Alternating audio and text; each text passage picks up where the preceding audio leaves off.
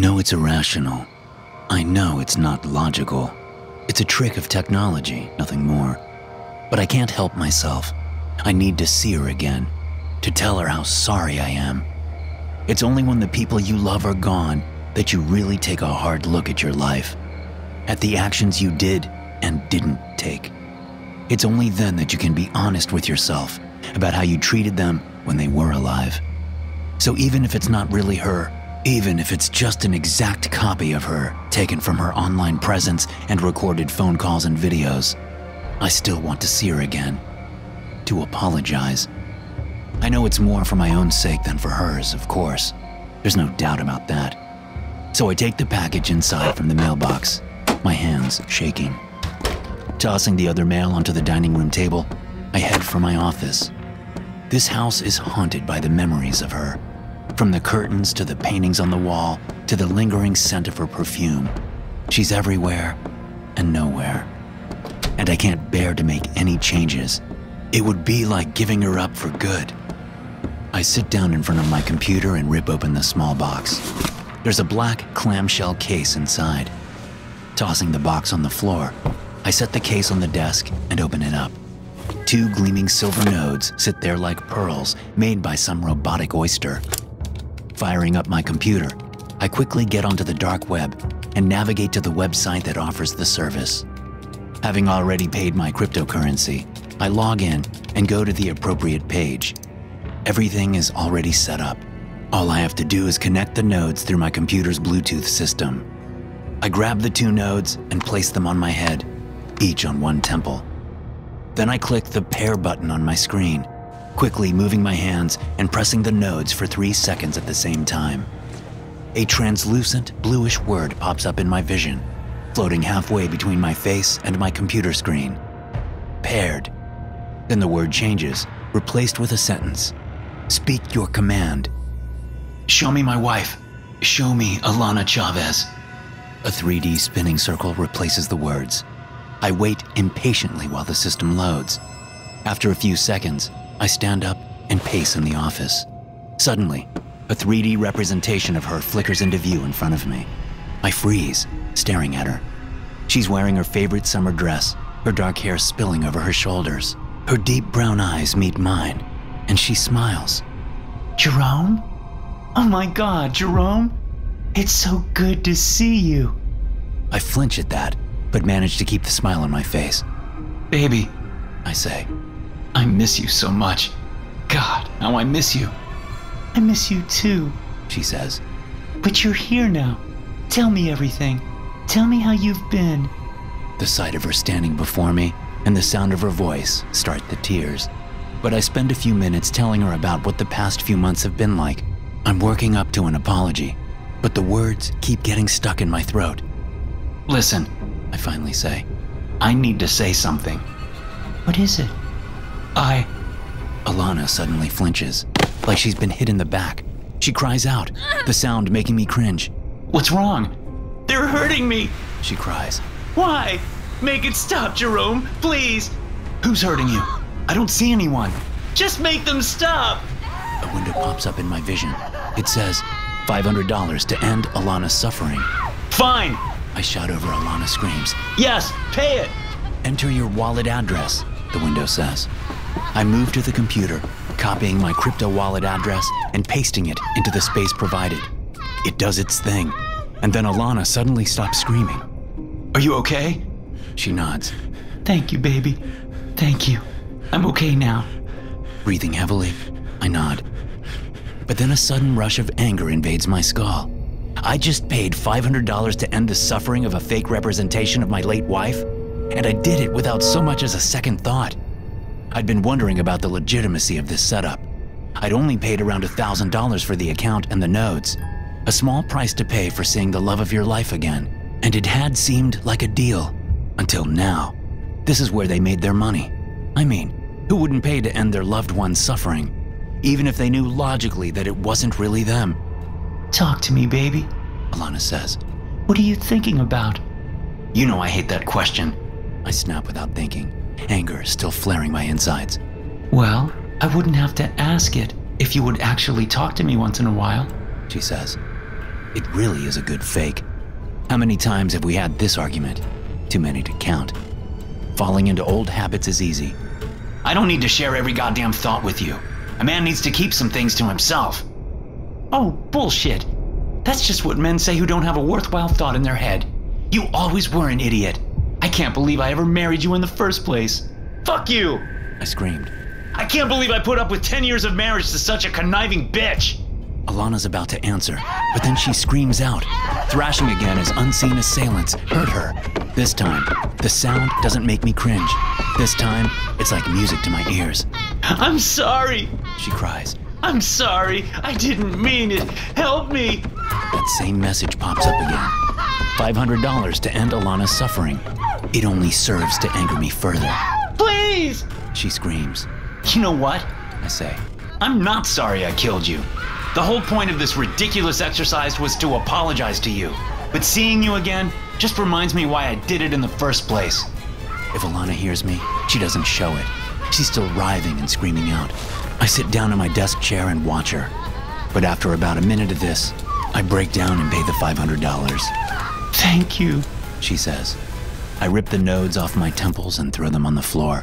Then I clutch my head in my hands and I cry. I'm sorry. I'm so sorry, baby. The site was called sellyournightmares.onion. I'd stumbled upon it in a dark web job forum while looking for some extra work to hold me over until next payday. I'd done a few odds and ends on the dark web, usually when I couldn't find anything legit on the regular internet. Things like following people around and taking pictures of them were pretty common. When people didn't have the money to pay a private investigator, they could find someone like me willing to do it on the cheap through the dark web. But I didn't have high hopes for this site. Selling your nightmares sounded like a load of bullshit. So I took my time reading the site. I was curious, at least. And as I spent 20 minutes perusing the claims of the site, I saw that they were at least pretending to be serious. They said you could wear a special pair of contact lenses to bed, and if you had a nightmare, the lenses would work with a small base plugged into your computer to record and interpret the signals coming from your brain during the nightmare. It would essentially turn them into a virtual reality video that other people could experience for themselves, like going to a horror movie, but weirder and more immersive. Apparently, there was a market for this kind of thing.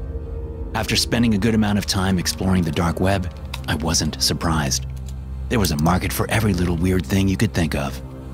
When I read the fine print on the website, I saw that they would pay you $50 per nightmare, but they would take 10% off the top for the cost of the contacts and the base that they would send you for free.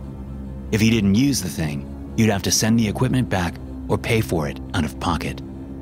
I thought it was interesting that they wouldn't make you pay for it up front, and I could make $45 while I slept every night. I figured it would be worth it. So I said screw it and signed up. Half expecting nothing to come of it, I pretty much forgot about it until a week later, when a package arrived in the mail. I unpacked the thing and read the directions included. The contacts came in individual plastic cases, very similar to real contacts, but I could just barely see the computer chip things inside them. The base was like a large thumb drive with a single antenna. All you had to do was plug it into your computer and download the accompanying software. Then you had to leave your computer on overnight. I was hesitant at first to use it, but then I took a look at my bank balance and changed my mind. The money would be a big help. So I set everything up, and when I was ready for bed, I took my regular contacts out and put the nightmare ones in, and I went to sleep. I don't know if it was the power of suggestion or if there was something about the technology that encouraged nightmares, but I had a terrifying one that night. I was a kid, lying in my childhood bedroom when my mom and dad came in.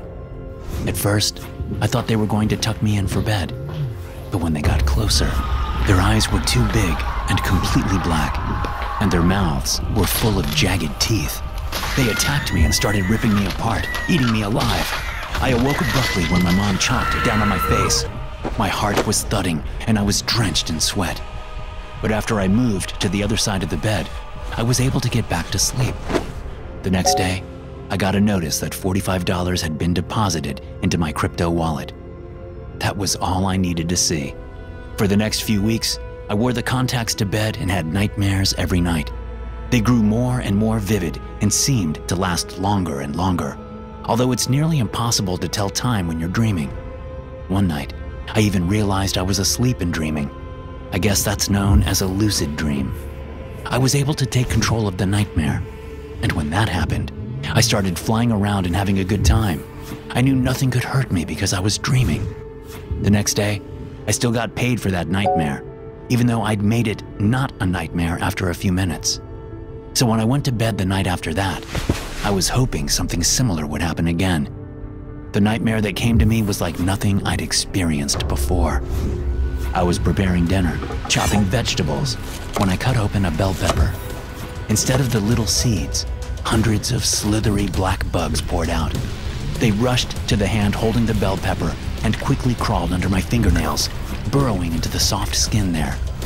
I knew that if I let them get to my heart, that would be it. I would die. So I took the knife I was holding and slammed it down, cutting all 4 fingers off my left hand. Blood poured out of the wounds, and I let out a pained scream. But in that moment, I knew it was a dream. Still, that didn't make the pain go away. It was pulsing and crisp, just like real pain. And weirder still, I couldn't manage control of my screaming. Even though I felt calm, I could hear myself screaming. I could feel my vocal cords thrumming as I did. Suddenly, those tiny black creatures moved out of my severed fingers and swarmed through the air, diving into the bleeding nubs on my hand. I slammed my hand down and hacked at the wrist, knowing I would wake up with both hands, not a scratch on me. With my entire left hand off, I tossed the knife down and walked to my front door. Someone was banging on it, and I wanted to see who it was. When I opened the door, I found 2 of my neighbors, Jerry and Nicole, standing there. "Shit!" Jerry said. "What happened?" Suddenly, I was feeling very lightheaded. "It's okay," I said. "It's just a dream." Jerry and Nicole looked at each other. I smiled, then stumbled back from the doorway, falling down and hitting my head on the floor. The last thing I saw before losing consciousness was Jerry and Nicole rushing toward me. That was the last time I used the nightmare equipment. It was also the last time I had both my hands. The service was called Living Nightmares. One of my friends had turned me onto it a couple of weeks before. We'd both been into dark web stuff for a while, trying to one-up each other with the weird sites we could find. Most of them were just creepy or run-of-the-mill criminal enterprises. But Living Nightmares was something altogether different. You could purchase another person's nightmare and watch it as if it were a movie. Although watch wasn't really the right word. Experience was closer. Because you had to have this special headset to get the nightmare to play in your head. The first time I tried it, shortly after my parents had gone to bed one night, it really freaked me out. It was like seeing a horror movie for the first time as a child. The fear was pure, palpable, and visceral. Honestly, if it hadn't freaked me out so bad, I probably would have dropped it. But I came back to it again and again, addicted to the fear and the weirdness of glimpsing into other people's heads. Of course, you didn't know who these people were. The whole thing was random. There was just a 1 or 2 sentence description under each nightmare thumbnail on the site. And if the person having the nightmare looked into a mirror or something, the program that edited the nightmares would blur them out or change their face. Besides, people rarely resemble themselves exactly in their dreams. They saw more of an idea of who they were. Anyway, I got to where I'd watch a nightmare every night as soon as my parents went to bed. But there was a stretch where the service was down for a few days, so I couldn't watch. Apparently, some guy had chopped off his own hand because he thought he was in a nightmare, but he was really sleepwalking or something. The Living Nightmare forum blew up with the news, and the service had to change sites. But I didn't think there was any threat. After all, I wasn't selling nightmares. I was buying them from other people. Besides, the people running the site insisted that the guy had misused their equipment. I was convinced, but then something strange happened. I picked a nightmare at random and sat back in my computer chair, eyes closed and headset on. The nightmare rushed at me, pulling me into a large and drafty house. The point of view character was stumbling down a hallway with a knife in his hand. He glimpsed behind him, seeing shadows dance across the hall, while screams and snarling erupted from all sides. There was something vaguely familiar about the house, but I couldn't put my finger on it. It was all twisted and distorted. Anyway, like things in nightmares often are. I thought maybe I'd experienced one of the person's nightmares before, and that's why it was familiar. Gotta do it. The character said. It was a man's voice, and it was familiar too. Gotta do it. Evil. He's evil. Gotta do it. The hallway transformed into a cave system, and the character kept mumbling as he ran, turning this way and that down passageways. Then he suddenly stopped at a door in the rock wall, a familiar door. My skin prickled as he opened the door with his free hand. He stepped into a dark bedroom, one I knew very well. It was my bedroom. Distorted by dreamland, I still recognized the horror movie posters on the walls and the layout of the bed, desk, and dresser. And I also recognized the person sleeping in the bed. It was me, or at least the back of my head as I faced the wall, curled up in my purple blanket. Gotta do it. He's evil. Gotta do it. The man moved slowly over to the bed and raised the knife above the sleeping teenager. And he jammed the knife down. I threw off the headset before I could see the results. I looked at my bedroom door, half convinced I would see it open, that I would see my dad walk in, knife in hand. But of course, I didn't. It was only a dream. A nightmare. It was strange that my father was selling his nightmares on the dark web. I knew things were tight, but I had no idea. I calmed myself down. Dreams were weird. There was no reading into them. We had no control over what our minds did when we sleep. Did we? I got ready for bed, taking a moment to stare at my parents' closed bedroom door before heading back to my room. I locked the door before shutting off the light and getting into bed. Sleep didn't come fast, but it came. Only it didn't last very long, because I woke up in the middle of the night with the sense that someone was in my room. I was facing the wall. I didn't dare turn around. And then I heard the words. Gotta do it. He's evil. Gotta do it. Thanks for listening. If you enjoy these stories, be sure to subscribe to the podcast and check out some more of my episodes here.